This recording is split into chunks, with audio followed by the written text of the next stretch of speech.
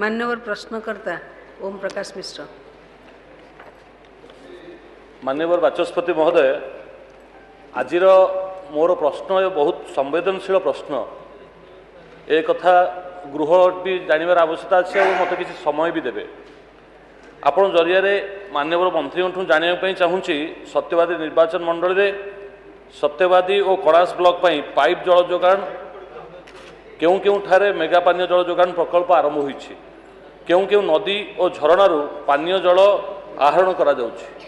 आजिर प्रश्न बाचस्पति महोदय, दया नदीर सज्जा नवेम्बर पर पूरा शुष्क हो जाउछि एवं दया नदी बर्तमान आज जो जल धारण करुछि से होछि भुवनेश्वर महानगर निगम रु बाहर संपूर्ण दूषित जल बर्तमान से अववाहिका रूप नेउछि, जहाँकि आमर कंटी ठारे दयारे मिशुछि एवं कंटी परे डेलांगरे जो पानीय जल व्यवस्था करा जाइछि एवं जो कथा मान्यवर मंत्री आज जो कथा कहले कणासर 16टी पंचायत एवं सत्यवादी तथा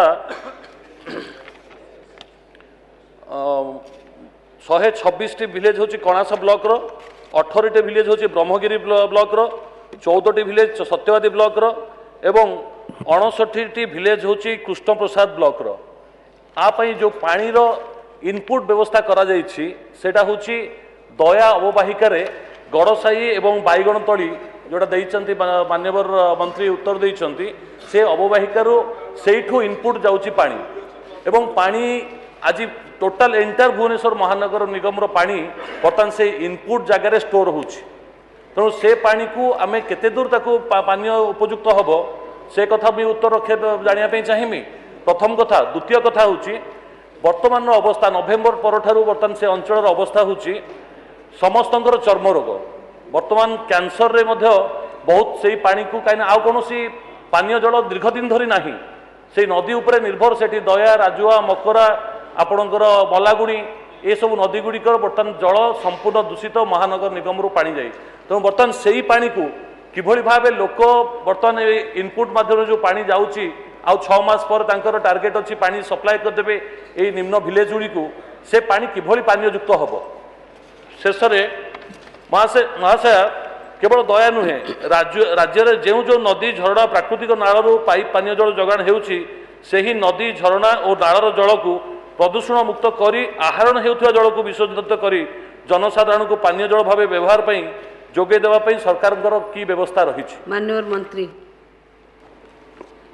बाचस्पति महाशय, जो दया रिभर अच्छी दया रिभर जो पाख पाख ब्लॉक गुड़ाक अच्छी एठी 5टी मेगा पाइप वाटर प्रोजेक्ट अच्छी।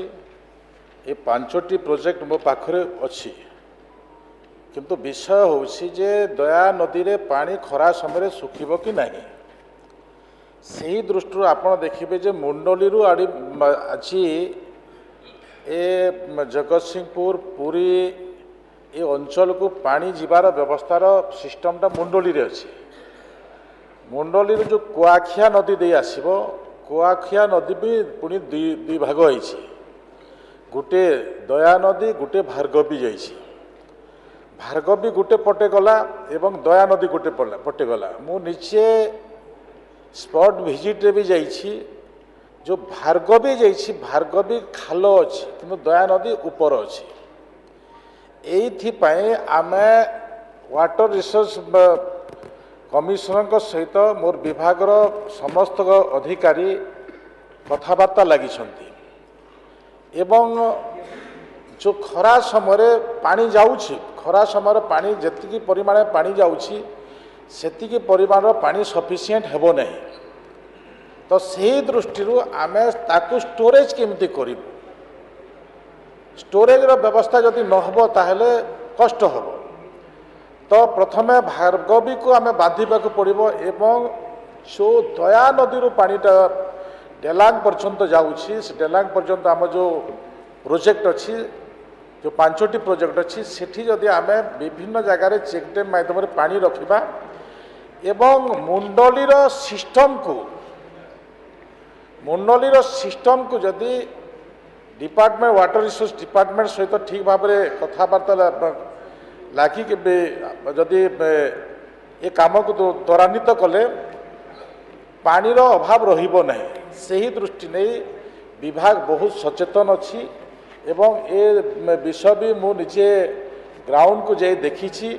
ତ ସେ ଦୃଷ୍ଟିରୁ ମାନ୍ୟବର ବିଧାୟକ ଯେଉଁ ଆବେଗ ପ୍ରକାଶ କରୁଛନ୍ତି ମୁଁ ଭାବୁଛି ଯେ ଯଦି ଅଧିକ ବି ତାଙ୍କର ଆହୁରି ସନ୍ଦେହ ରହିବ ବିଭାଗୀୟ ସଂଘରେ ମୋ ସଂଘରେ ବି ବସି ଆମେ ଏବେ 2 ଦିନ ଛୁଟି ଅଛି ଆଉ ଟିକେ ଆମେ ସ୍ପଟ୍ ଭିଜିଟ୍ ଯାଇ ଆଉ ଟିକେ ଆମେ ନିରୀକ୍ଷଣ କରିପାରିବୁ ଏ ପ୍ରକାର ମୋର ବିଶ୍ୱାସ ଆପଣଙ୍କୁ ଦେବା ପାଇଁ ଚାହେଁ।